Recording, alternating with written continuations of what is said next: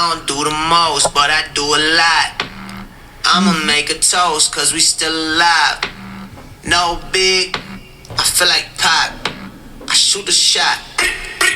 What's up, everybody? Welcome back to the Real People and Real Estate podcast, where we talk about the real shit and not about real estate. I'm one of your hosts, Brooke Jones, aka the Millennial Agent. What's up, guys? It's your girl, Tyra Nicole. Hey, everybody. This is Tony, aka Mrs. Real Estate. And we are missing Nicole today. Yes. So I am taking her spot and introducing our guest, the lovely Sherry Grimlett. She is an associate broker with eXp Realty, and she is a mom and a grandma and all of the amazing things. Thank you so much for joining us on our podcast today. Thank Welcome. you for having me. Yay, Yes. I'm excited.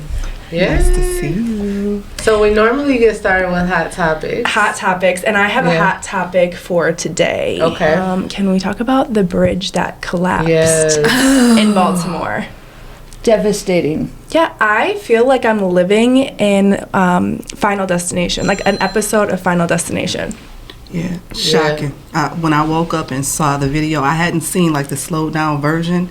At that point, I'm like, okay, what the hell is happening? Yeah. What's going on? It was for almost real? like looking at 9/11 all over Exactly. again. It was like, I was what triggered. is going on? Yes. And then it just came down, like the ship or whatever that was literally just went straight into it, like it was intentional. So I haven't been watching the news. So what are they saying? And they said that he A power broke, he outage. hit some kind of brake or something, That's but it not- didn't stop. That So, doesn't make sense. It was a cargo ship. It was a really big ship. It was losing power. So if you watch the video, you'll see that they lose power and it comes back on and they lose it again. So because they were losing power, they couldn't turn the boat or whatever it was. I don't know. But it happened at 1:30 a.m. So thank God it wasn't during the day, because there would have been a lot more people. Oh my God, yes. But because of the Yeah. freezing temperatures, a human body could only last in that water for about an hour before they die. And I don't know if they recovered any of the bodies. They were. Hours later, they were still looking. Yeah. They said it recovered too. They recovered too. They said I thought I heard that. Okay. So yeah, like it's first the Crazy. airplane. Like we would have never thought. That was like one of my biggest fears, that a door would fly off the airplane. And A now, door flew off an airplane? yeah. What happened? I didn't hear about Did you this. guys see that? Oh, this was months ago. Oh. But yeah, it was, I don't remember what kind of plane it was, but it was a brand new plane, and like a window or a door flew off, and thank God the passengers that were supposed to be sitting in that row didn't make the flight. But things were getting sucked out of the plane. Right, but no And people. no people, because, well, they all had to kind of hold on. While flying in the air? Yeah. Oh, wow. But they weren't high enough to the point where you could take your seatbelts off, thank God, because if you could have taken your Yeah, seatbelt off, it would have been totally. even worse. But yeah, it's like the a most lot going terrifying on. things. Yeah. Now, is it true that it's been happening in other like cities or states with these bridges? I don't know if that's true or not, because that's what someone said. But like I said, I don't watch the news, so I don't either. know. So, no, I haven't heard that. If you watch the news, it just hypes it up anyway, right? Yeah. I just saw it on, like on YouTube or Yeah, same. I don't watch the Instagram or news whatever. either. I'm scared to watch the news. I already have anxiety now seeing that. Yeah. And then I was telling Sherry before the podcast started, there was in our area, there was a drunk driver the day before St. Patrick's Day, was going the wrong way on the road and killed 2 people in a van, and 3 others were in critical condition. And it's like, I'm almost scared to leave my apartment now. Yeah, it's just a lot going on. That's why I try to tell my kids, just every decision that you make, like just think about it. Please think about it for a minute, because you can make one decision that just ruins the rest of your life. So Absolutely. Look at drunk driving, right? It's more than just you behind the Yeah. wheel. It's Right. everybody else that's on the road. Right. Yeah. that's Because you can't control the other people, even if you're making the right decision. Yeah. You can't And control it doesn't even have to be drunk driving. It could be careless driving, like texting while driving or just being distracted. And then, An elderly person, my dad has Parkinson's, right? And one time he drove to the doctor's office at 2:00 in the morning thinking it was 2 in the afternoon. And his keys were taken away now. And I had to explain to him, Dad, it's not just you. Yeah. You know, you're not the only one on the road. You know, there's so many other people that you could affect by making the wrong decision that quick. Yeah. I know that's Yeah. rough though. That when they get to a certain age to have to, you know, relinquish that control that they're used to having. So Oh, yeah, because, I mean, you look at us, right? We're not the same people we were when we were 19, 20, right? Definitely true. We Yeah. can't do some of the things that we could do at 23. my body True. tells me that every morning. Yeah. yeah. Yeah. But in other news, was there any other hot topics you guys wanted to talk about? Hello, the I know. Diddy stuff. Oh my God. I need Nicole here with me. No, but yeah, so of course the Diddy drama have come to the point of where they actually raided his houses. Mm-hmm. And the last information I heard was his sons were arrested, but I did hear that they were released. And then they were like looking for him. He was like on a private jet somewhere or something. But TMC caught him. I think it was in Miami. Yeah, at the airport. Yeah, at like a private airport in Miami, and they had him like on tape, like walking back and forth, like really slow, like he So, didn't know what to do. I saw whatever. that, and I heard that some people in his party were being Arrested. questioned or something like that. So it wasn't him, and they said that he wasn't trying to go to a private island like it was reported. It was something else that was going on. So it was kind of like it just so happened to happen at that same time. And I also heard that it had to do with drugs. That it wasn't the other stuff that they raided for. It was something about some drug case. Drugs, trafficking. So is he sex arrested? trafficking. No. He's not So arrested. he's still not arrested. He's not yet. arrested. But what I heard is they arrested like his people, like his 2 assistants or something got arrested. So it was like all the people that were with him, they arrested them and just left him like by Wow. himself, and they took like their cell phones and all of that. So it's like he didn't have anything. So I was like, imagine that though. How does he not get arrested and everybody else does? I think like Some kind of tactic. yeah, it's something like where Strategy. because he didn't have anything. Like imagine someone on that status with no assistance or anything, and you're so used to having someone do everything for you basically, and you don't even have your phone. Yeah. Well, he either. still has a good lawyer. He still has the They're lawyer. saying his lawyer. Okay, because I heard that the lawyer made a statement or something about the raids yesterday. I know Cassie's lawyer did. Oh, okay. Yeah. Yeah, they're saying like his lawyer. They don't know what to say about his lawyer. But yeah, so we'll see. Yeah. What happens with that. But and the lady that I sent in the message, the psychic lady or whatever, Oh, yeah. that predicts everything, she predicted that sometime around March, and she said it would be close to Easter. You did mention that in the previous podcast. Yeah, she said that in one of her predictions. And she predicted back in June that what would happen in November with him happened. So So we gotta We'll see. stay on top of her latest news. yeah. Yep. So I think right. that's it for hot topics. That's it for hot topics. Let's get over to you, Sherry. Hot seat. So tell us a little bit about your childhood. Oh, goodness. It was fun. Yeah, we like to start with We had- childhood. We had like the best neighborhood in the world. We ran races. We played Mother May I, Where was that at? with the whole neighborhood. I grew up in Southgate. Okay. Okay. And we would take and have water balloon fights with the entire neighborhood. Or we would all take our hoses and squirt them. It didn't matter. Across the street, down the street, we were just all, had a blast. We had a great neighborhood. Did you have siblings?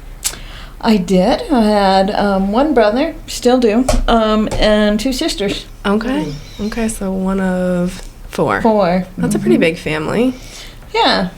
Yeah, we hear that a lot about. Maybe that's just downriver because we had someone else on, And I think they said something similar, and they were from like downriver area. Oh no, it's not just downriver, east side. I think it's just the times. Back was it back in the 70s? Back in the day. Back in, Okay. back in the 70s, that we did that. The water balloon fights. It was water. It was just fun. Before these, Yes. before video games and stuff like that, computers. we had fun. We were outside. We were until the street lights came on. right, Yeah, that and was the Dad curfew. whistled, right? Or you know, we'd be on top of the garage hanging out, and Yeah. Well, even in the 90s. Are you a Generation Xer? me, Yeah. no. What are you? I think I'm at the end of the boomers. The end of okay, so I'm really know giving those away my things. age, right? But yeah, we had, I learned a little bit about technology when I was in the Army. oh wow. And, we had electronic typewriters then instead of manual. And I think on base, I worked at division headquarters, and the first computer we had was at division headquarters, and we got to use it. So it was pretty cool. But, that was before internet and all of that. And I remember in the 80s, I swear my dad had the first computer. And I don't care what nobody says. Literally, like, we were like around, I had to be around 6 years and old. forget Windows, right? It didn't have Windows. No, it was like those little tiny, with the little tiny screen, and and it was definitely in the 80s. And my dad would be in the basement because he was like a computer whiz person. Like, he literally built me a computer when I graduated high school. But and he had like that little tiny computer in the basement, and it was in the 80s. And it had the DOS. Yeah, all of that, I remember that.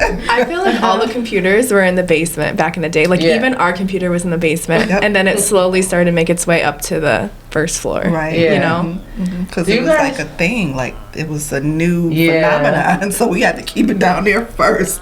Right, it had the big boxes and everything, Yeah. And now you floppy got disk. laptops you The take floppy everywhere, right? And these that you take everywhere, right in your hand, you got a Yeah. computer. No mini Yeah. computer. Do you guys remember, and Brooke, I don't know if you do, but do you guys remember when the AOL like first came out? I do remember And that. it was yeah. like the chat, like you could chat with people. the instant messenger. Yeah. That was so big. That was like the funnest thing ever. Like, you could literally chat with somebody that you don't even know from wherever. Right. Yeah, that was Do you fun. remember the sound No. when you the AOL sound? when Yeah.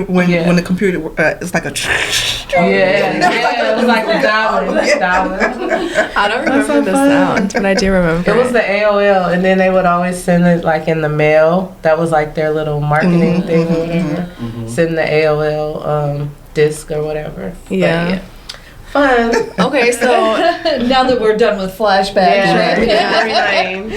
so tell us a little bit about like your teenage years. Did you? Oh, I was trouble. It was trouble. I was trouble. Let's talk about the trouble. With a capital T. Wow, a capital T. Oh, yeah. When did the trouble start? Probably ninth grade. Okay. Ninth grade. I went from a private school to public school. And sports, right? I always was in sports. That I got into ninth grade. And come time for tryouts, I'm like, I can't compete with these guys. They've been doing it for a long time. Wrong. I gave up. I didn't even try. And the thing was I had been doing it. They hadn't. wow. But I didn't know that. And so I didn't have confidence. So I just didn't do the sport. I didn't think. I felt like I was this little fish coming into this big pond, going from a private school to a public. It was crazy. And so then I did everything that I could to try to fit in, Yeah.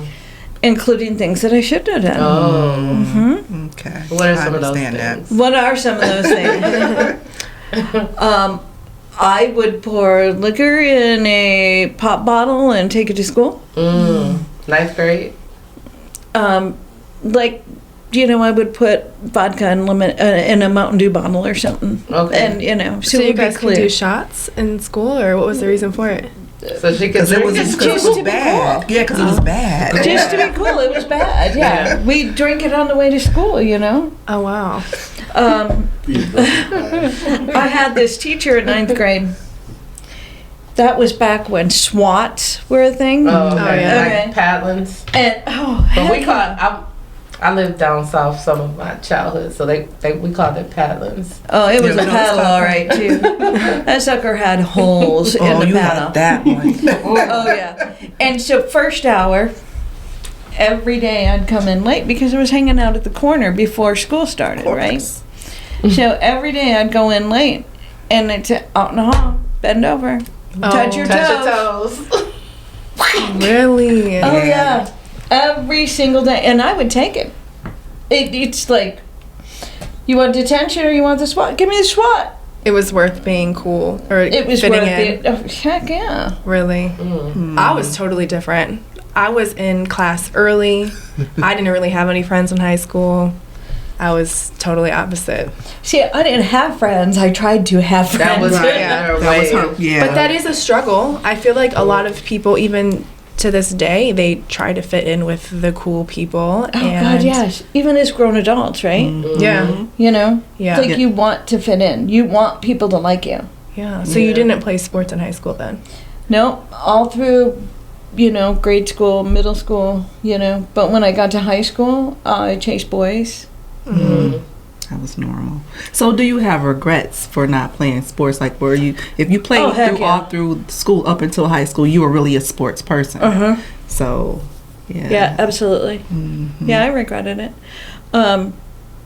It was funny because when I went to the private school was good. It was important, grades were important.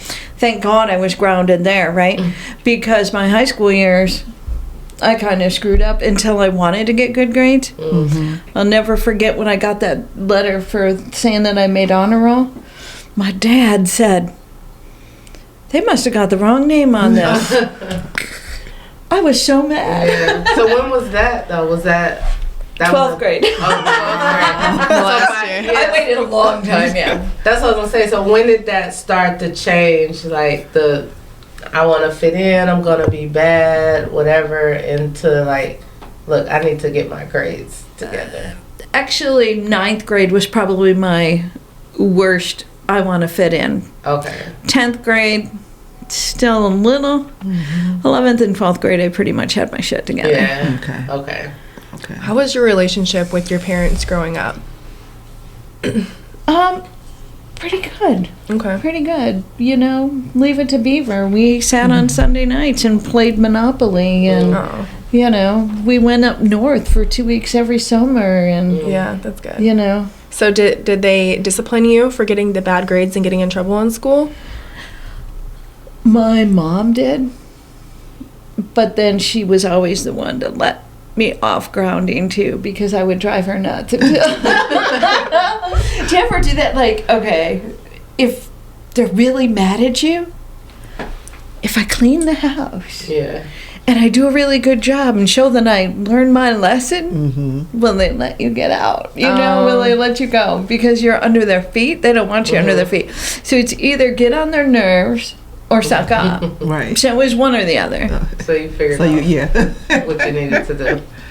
What about your siblings? Were they rebellious as well? It was a bad one. Oh, you were the worst. I was the worst. So, where did you fit? No, my brother was pretty bad, but he didn't get caught. I was a bad one and got caught. Got caught. Yeah, and then my next sister was 2 years younger than me. She was a goody two-shoe. And then my youngest one was probably got more in more trouble than me, but my mom and dad had gotten divorced then, so it was kind of under the rug and not everybody knew. So where are you with your siblings as far as, are you kind of in the middle, the oldest? the Oldest youngest? girl. The oldest girl, okay. Okay. Yeah, I was the one that was in the kitchen cooking with mom. Okay.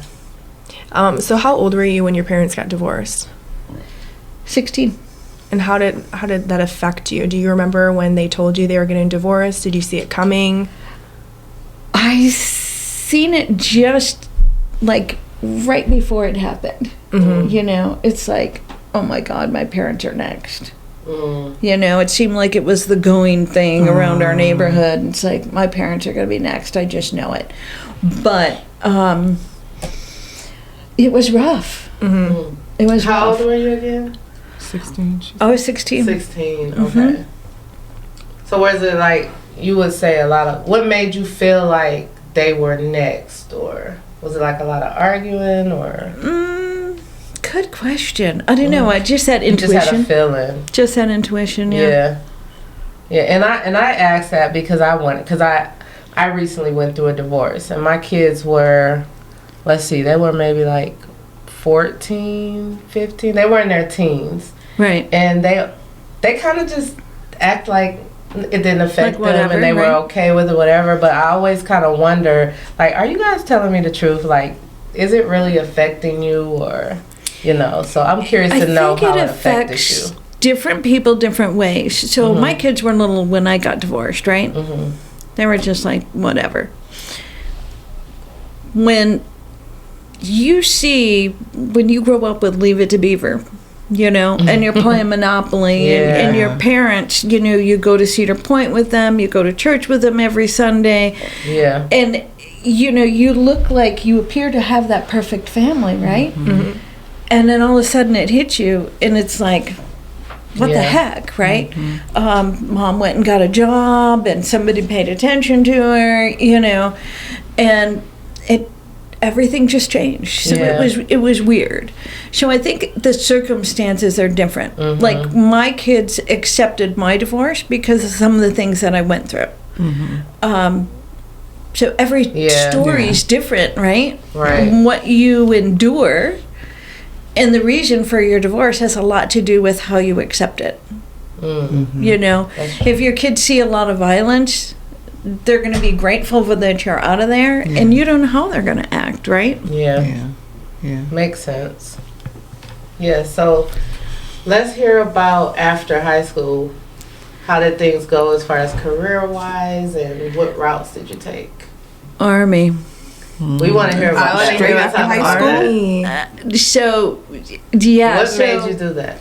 So there weren't a lot of jobs. Okay.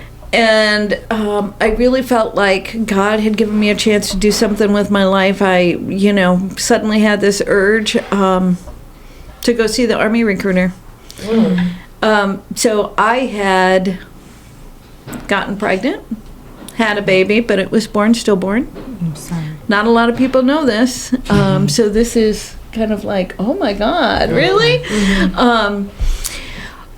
But that moment in time, I was like, God's given me a chance to do something with my life. Everywhere I went, I heard, how's the baby? How are the two of you doing? And I'm like, I can't do this. So I went to see the recruiter. And he said, these are the jobs you can have, blah, blah, blah. This is what you can do. You could get station of choice. I'm like, California. California, Right. that's where I want to go. And he said, when do you want to leave? I said, how about yesterday? Wow. He said, how about tomorrow? Okay. Wow, that's a fast decision. And how old were you? Were 18, 19? 19. Okay. So there I was. So you left the next day? I left the next day. Tell us how that was. Like going home, telling your parents, and then packing up and leaving. Like, how did you feel? So my mom, I told her, and she went to work, and she was just like, are you serious? And I'm like, yeah, Oh I am. gosh. But the killer was my dad. So my dad was on vacation. He was in Florida. So I called his hotel, and he called me back when he checked, he got back to his hotel and he had the message and whatnot, and he called me. I said, just want to let you know when you get back, I won't be here. I'm going in the Army and I leave tomorrow morning. And he said, oh. Yeah. He still remembers that day. He still holds it against Oh my me. He said, I didn't gosh. even get to say bye to you. Yeah. I'm like, well, it's because it wasn't goodbye. I came back, But Yeah. still, that's scary for I can parents, because imagine. my baby brother did it. right out of high school. Like the recruiter came, and it was a shock because my mom had filled out helped him with all these applications for scholarships, and he had got scholarships for football and all these things, partial scholarships. So she was adding everything up and then he came home and just like, oh yeah, by the way, I signed up and I'm leaving for the Army. So even with the scholarships, even he didn't care. It was he wanted to be in control of his destiny. Whatever the recruiter and he talked about, it worked. And he just came home and my mom was devastated. She was so scared that her baby wouldn't come home. So that's kind of probably, the mindset, like, I didn't get a chance to say goodbye because what if you don't come back? Right, if you don't, right. Yeah. I was one of the fortunate ones. Yes. Right. So it's funny because the Army was a big turning point in my life. Like, that was probably the smartest thing I ever did. Well, that's good. Yeah. Because even, it's just like, even with me, it's like when I was 19 as well when I moved out, though. And I didn't even tell my parents or anything that I was even looking for a place. And then it was just like all of a sudden one day I start packing my clothes. They didn't even know I was packing. And all of a sudden I said, I got an apartment and I'm moving out. And that was like devastating kind of for them, just for me to be moving out. I was just going to another city, not too far. And now even to this day, I worry that one of my kids is just going to come to me one day. I'm like, I'm going to get that back. Like, they're going to come to me and say, I'm moving, but I'm moving in another state or something. So I can imagine. So one of my daughters went in the Navy. Wow. And she came to me and said, Mom, I want to let you know I'm joining the Navy and I leave at this day and this time. And I was like, it's happening to me. Sweet. And I'm like, you realize this is a commitment, right? Yeah, because like, this isn't something you can change your mind about in a month. This is a commitment. You signed a contract. And she says, yeah. And I'm like, this ain't like you. She's that free spirit. And I'm like, there is no way she's going to change her mind. No. She didn't. She did 5 years active duty. And wow. How did that make you feel when she said that to you? I was pretty proud of her. Okay. Just, but at first, I was proud. I was like, good for you. But at first I was just like, you're such a free spirit. You change your mind like the wind. Like, are you sure? And she's like, yeah, I'm going to do this. I'm going to travel. I'm going to do this. And it's been great for her, too. That's good. So, how long were you enlisted for? I did 3 years active duty, and then I went in the reserves. Okay. After that, I did 2 years, and much of that time I was on orders to work full-time at my reserve unit. And then I had twins. I couldn't find a babysitter for a 1-year-old and 2 infants. And what was your role in the Army? Oh, fun. You ask that. Okay. So when I got to Fort Ord, California, it's now closed, by the way, I worked the first year and a half for the division surgeon. Okay. And he was the best boss ever, Lieutenant Colonel Andronico. And he's on Facebook. Okay. So if he sees Shout this out. and everything, he's going to be... He was my favorite boss ever in my life. He was amazing. He always said, if you take the person that you admire the most in the world, you should treat everybody like that. Period. And it's like, wow. So one time, my brother's ship came in about 2 hours away from us, and he had me, or I was calling and I was trying to rent a car, and I wasn't young and old enough. He said, you can't have it. I got off the phone, I was pretty upset, and he says, get back on the phone, order that car in my name, I'll take you to pick it up, and we'll list you as a driver. He was a lieutenant colonel, and I was a private. That was mind-blowing. Now, what does that mean? Just so people know. A lieutenant colonel, he was an officer, very well ranked. So he was way above beyond the food chain. And a private is like brand new enlisted person. Okay. So without very much experience at all. It would be like somebody being in their first year of real estate and me being in my 20th year Yeah. saying, here, let me do this for you. Okay. Got you. You know, Don't happen because often. it don't. It's wild, you know. And you don't have family when you're in the service, right? You don't have people there. So the people that you work with and everything become like your family. So that was pretty mind-blowing. He was just a great man. So after about a year and a half, I got interviewed. I got pulled up to the division headquarters for an interview. They had pulled test scores of everybody with my job on base with 90 and above, interviewed me. Next thing you know, the chief of staff called my boss, went out and had a bite to eat, and I didn't know this part until at Christmas time this year when I met up with this lieutenant colonel again after all these years. He said, I'm still pissed at the chief of staff for taking you.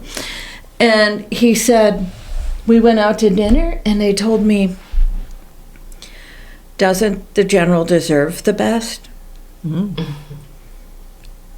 He said, I suppose. And so he was like, you can't have her. She's the best. And they're like, doesn't the general deserve the best? Wow. And it was a done deal. And so Wow. I went to division headquarters then until it was time for me to get out. Wow.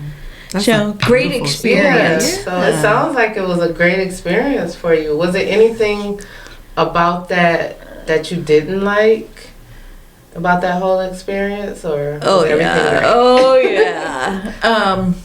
So it's funny. So the base that I was on at Fort Ord, you know, California sounds like exotic and wonderful and everything else, right? And without getting too deep, 7th Infantry Division. So you can picture what's on the base in a 7th Infantry Division, right? I don't know. What You is have the to dumb it down a seventh- little bit. Yeah, you gotta tell us, what is that? We're civilians. So infantry are the people that are going on base, in the field, in fighting atmosphere, in combat. Okay? So you've got all the support staff and you have the infantry division. And so 90% of the people on base were men. Okay? Okay. So you get to the base, and there's all kinds of catcalls, and it's like you are so outnumbered, and everybody and their brothers hitting on you. I wouldn't even go to like the enlisted club or anything because it was Yeah, it was you were so overwhelming. outnumbered. Yeah. Yeah, so that part of it was kind of scary.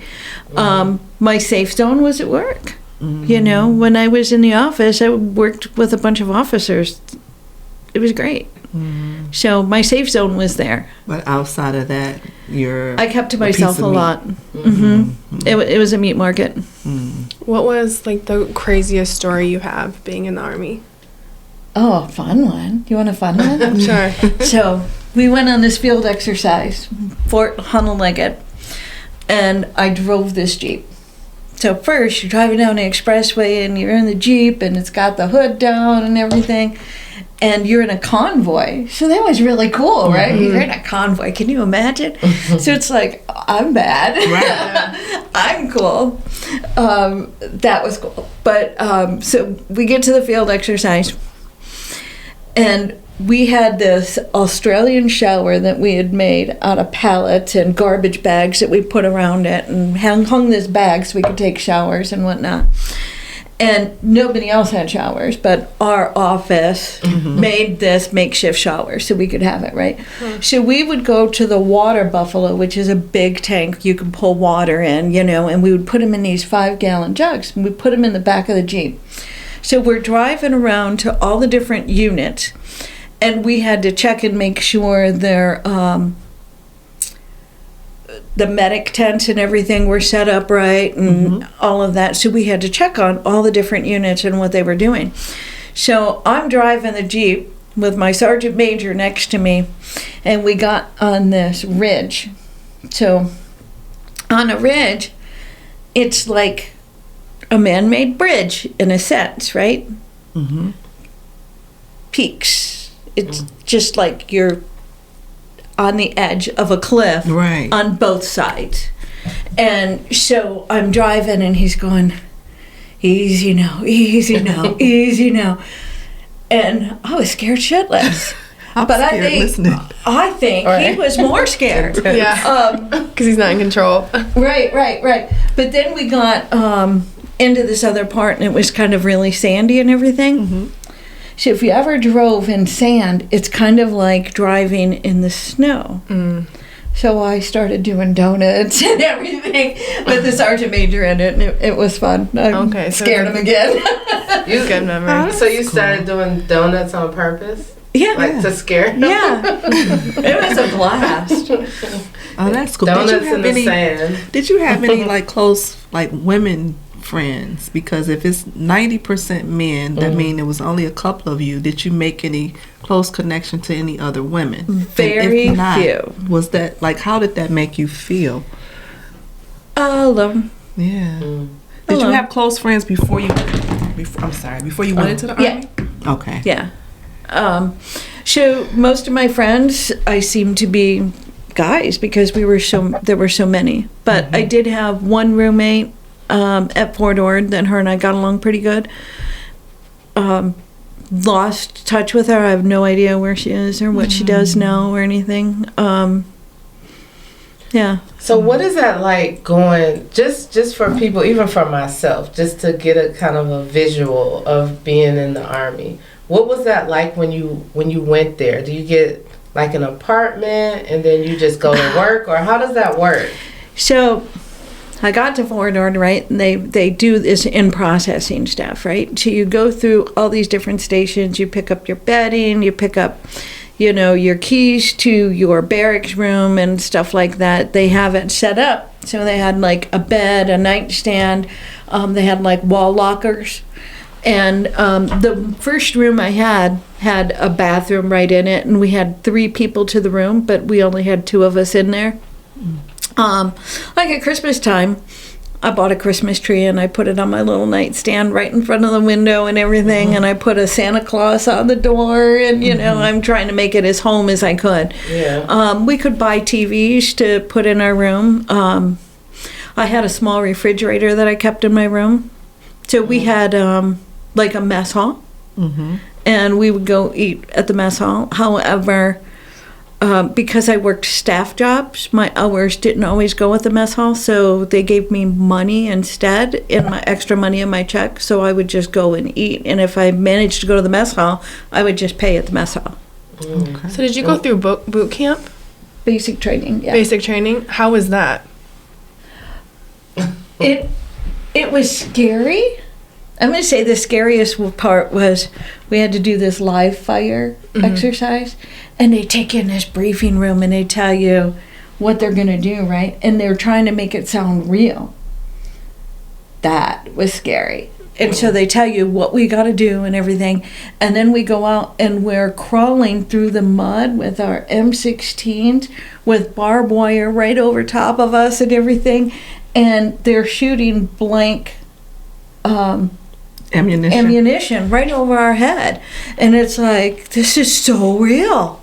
It was scary. So they were literally doing that? Like Yeah. shooting Blanks, yeah. Mm. And so it sounded real.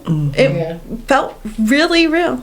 But every day we had like different things that we had to do, Okay.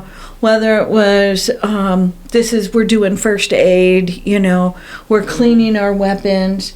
One thing about the military, once you've been in, you can tell when somebody else has been in by things that they talk, by verbiage that they use, and like things that they say or do, like we just had a different language, the acronyms that we used and stuff like that.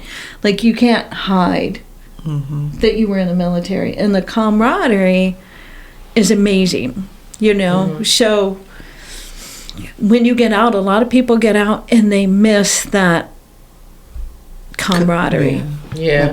brotherhood or sisterhood. Because the people you work with become your friends, you know, they become your family. They're the ones, you know, that are celebrating your rewards, you know, your awards with you or your promotions with you and things like that. And back then, we didn't have the internet. We had phone cards to call mom, you know, and say, "Hey, I just got promoted," you know. And around what year? Around what year was this? Oh, you're totally making me give away my age. Give away your age. Well, yeah, I guess maybe it might. It's if okay. someone want to do all those calculations. Yeah, I know, it's all good. I went in from 1983 to 1986. Okay. Yep. Started having my kids in 88, so So what no, was 87, I lied. So what was a normal day? Like, how was the routine? Like, give a normal day. So once you're out of basic training and your MOS training and everything, your job training, and it's like going to work. You go to work. Like, I worked in an office. division surgeons or the division headquarters. So I would go in and I would just start working. Okay. You know, sometimes there were times when I had a 2-star general standing behind me waiting for me to finish typing something and hand it to him. I had a pretty good security clearance, so we had to go pick up secret messages and bring them back, and there was like control logs and stuff like that, things that you had to do with secret documents. And So apparently when you're in the military, if you get married, you get paid more. Is that true? so yeah and no. Okay. So they basically give you a housing allowance. Okay. Okay, so instead of living in the barracks, you can live off base. Only the people that are married. People that are married or a E5 and above. Okay. Okay, so once you're an E5, you can go get an apartment and they'll give you a housing allowance. Okay. If you get married, you get a housing allowance. So what ends up happening, a lot of people that are brand new to the service Yeah. get married so that they can get that housing allowance, and they have such a high rate of divorce. I was gonna say, so did you get married while you were in the service? I did. You did. I did. And was he a civilian or was he in the? He was in the service too. He was in the service as well. And how was that working and living and being with your husband 24/7, being in the Army? It was good, and there's a lot of triggers with that as well. So I Yeah. don't want to all go there. Yeah. If that's okay. Yeah, I have a lot of Yeah. yeah. It's really rough because Yeah. so when you don't know how it works, you believe anything, and yeah, you get married, you get more money, but then you really don't. So if your spouse is stationed at a different base or whatever, yeah, that don't really happen. If like I got married and my husband was a civilian and he didn't come there, I can't get housing. You know, he has to be there. Oh, okay. Okay. So, I didn't know that. Huh. so it's pretty wild. There's a lot of different things. A lot of things that comes along with it. Yeah. Yeah. And then you got out of the military. You said you had your twins then.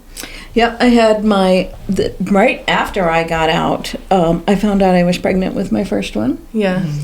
And then 15 months later, my twins came. Yeah. How did you feel about that when you learned you were having twins? Yeah, that must have been shocking. Heck. It was something you hear about. It is not something that actually happened, right? Right. It's like, that's not something that really happened. Like, it's not true. It can't be true. Took me a while to accept it. Yeah. Are they identical? Yes. Does it run in your family? No. Oh. Identical twins come from anywhere. Oh, yeah, that's right. It's fraternal twins that run in your family. Oh, I That- didn't yeah, know you're that. Oh. Yep. So identical twins pop up out of nowhere. And so one of the studies that I had read was that if you stop birth control and you get pregnant right away, that's one of the causes for Oh, really? Identical twins. So my egg split, and that's no yoke. So it has nothing to do with hereditary for identical twins. That's what you're saying. It just happens. Oh, And I didn't know the that. man's genes determine the sex of the baby, but Yeah, the woman's Nicole told genes us that determine how playtime. many.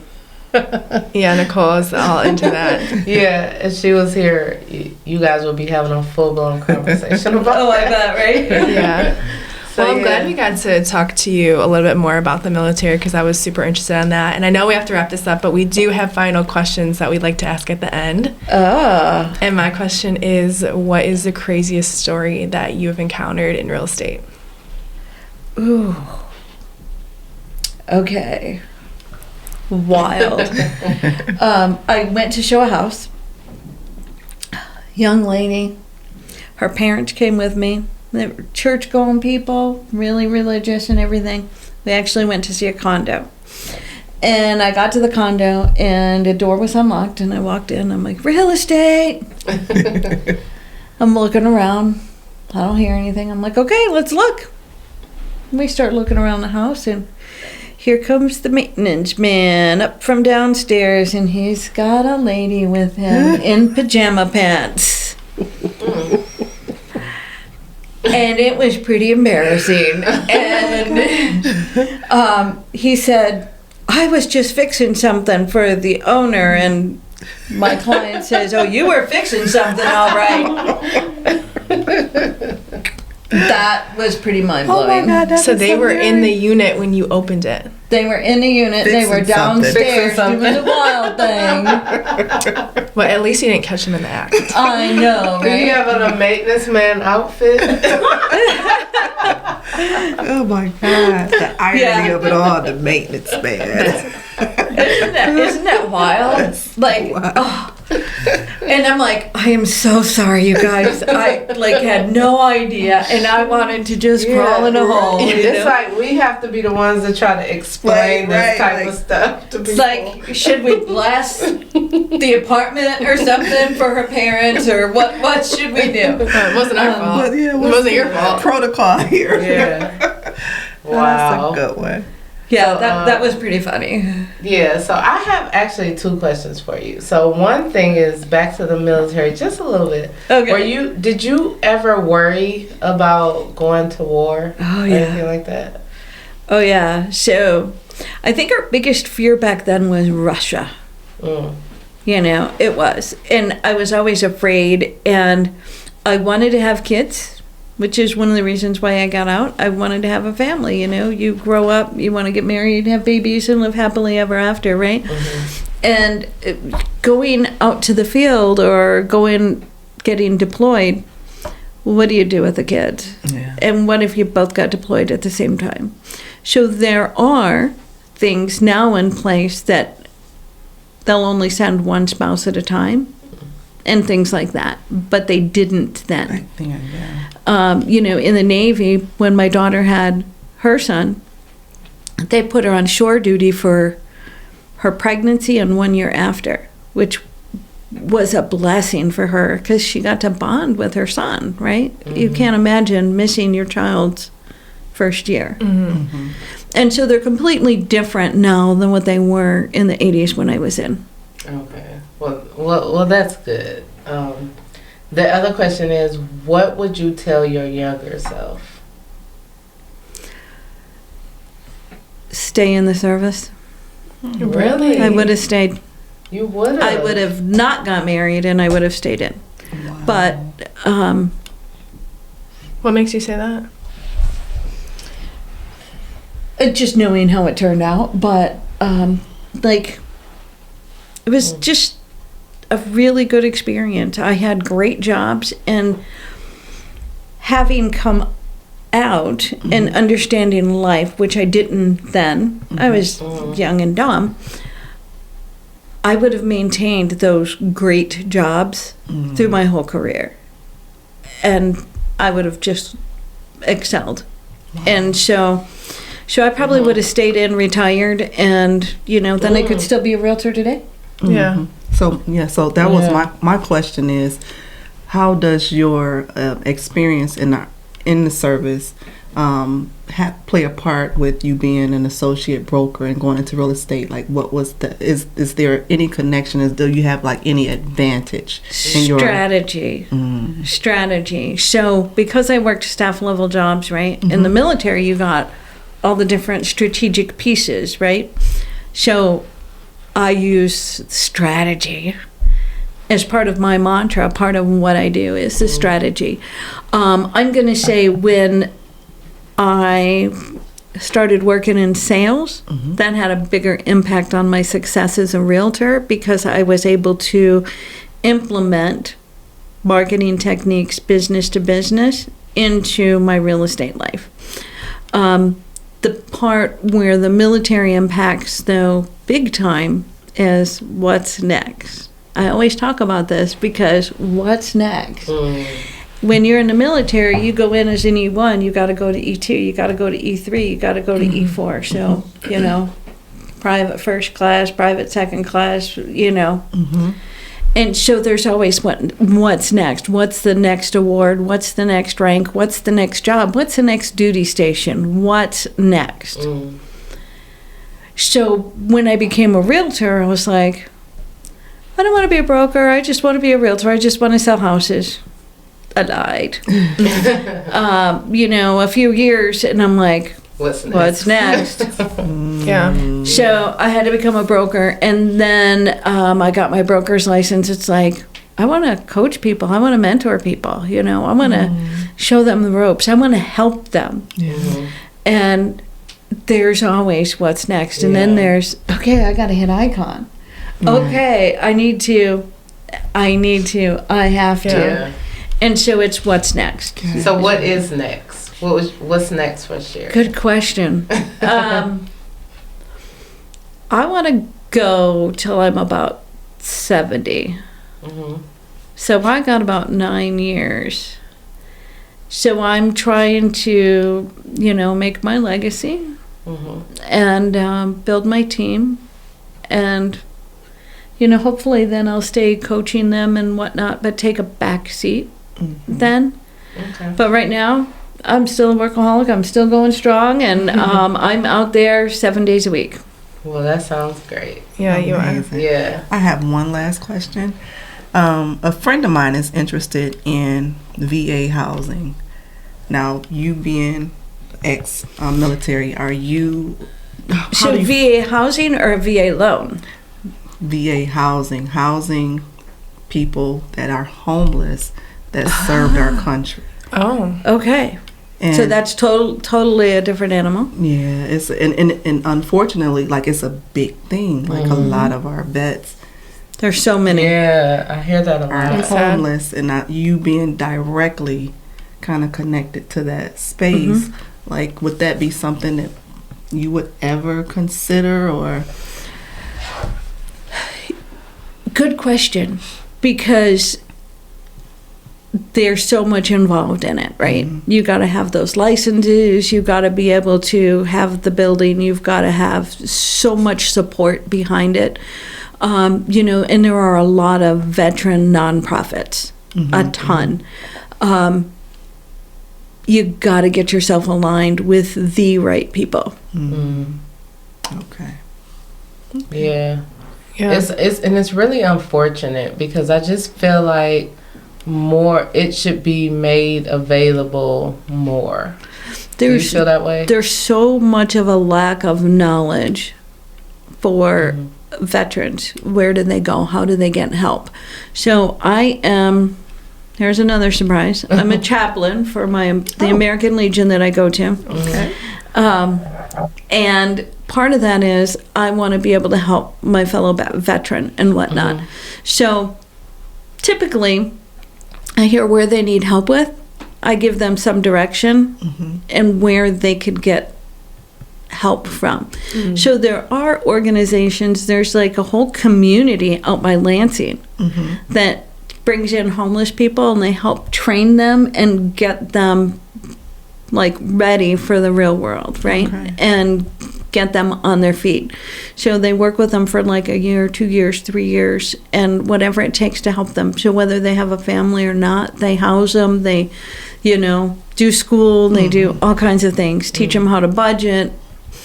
Amazing programs, but everybody's needs are different. When you come out of the service now, they also have these programs to acclimate you into the civilian world. They didn't have that when I got out. Yeah. I have a friend that's a ex-Marine, and he told me that when he came out that they do a debrief. And I said, well, how long is that program? He said 45 minutes. Well, That's the day you ETS. The what? The day you ETS. So the day you get out of the service, they tell you what your benefits are in about 45 minutes. You don't remember any of it because the only thing you're remembering, the only thing that's on your mind is I'm going home. Yeah. I'm going to get out of here. I'm young. I'm not worried about what my medical benefits are. Medical is the last thing I'm thinking of. I'm not worried about schooling. I'm not worried about, I'm Getting out. literally, I got my bags packed. Right. I'm ready to go. And that's it. So you don't remember half of what they said. Yeah. He's like 45 minutes. I'm like, and you like were in combat? He's like, Yeah. Yeah. So many people have, they find their veteran service officers and they help them get their medical benefits, or they help them figure out how to get their education benefits or, burial benefits, among other things. And then if you're married, the spouse is entitled to some things, so there's a lot. And the veteran service officers are a blessing to all of us. I'm glad they're doing better, but we still gotta do better for Yeah. for our troops. And thank you Definitely. for your service. Thank you. Yeah, thank you. And thank you for coming on the podcast. I would totally do it again, but they would never take my old ass. Thank you Yeah. guys for tuning in to the RPR podcast. We'll see you guys next week. Right. Peace. Bye-bye. Bye, guys.